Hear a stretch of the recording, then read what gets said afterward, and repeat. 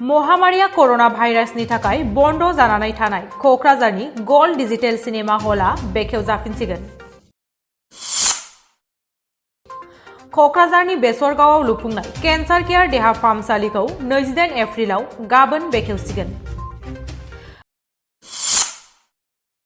गिबि मन्त्रि अनसुंथाइ फान्डनिफ्राय बेरामि निखावरि नखर आरो फरायसाफोरनो तामुलपुराव राङारि अनसुंथाइ रानदों। आसाम पुलिसा गोख्रों संदाननायनि गेजेरजों मिथिनो मोन्दों दि 24 एप्रिलाव जानाय आसाम पुलिस एसआइनि सोंथि बिलाइया लिक जायाखै। आनजाद जोबखांनायनि उनावसो सोंथि बिलाइया गोसारदों।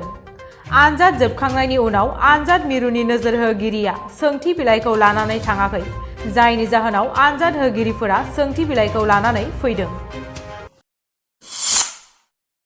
मानास माहारियारि पार्कनि मोसा संरैखाथिग्रा बिफाना फोरमायदों दि फैगौ 1 मेनिफ्राय मानास माहारियारि पार्कआव मैदेर साफारि दावबायनाया बन्द थागोन।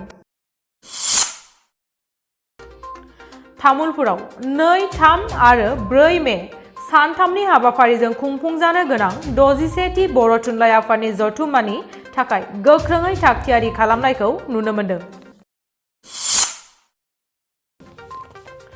सुलुंनिफ्राय मिथिनाय बायदिब्ला 6 निफ्राय 12 बोसोर बैसोनि गथ'फोरनोबो कभेक्सिनखौ थुनाय जासिगोन।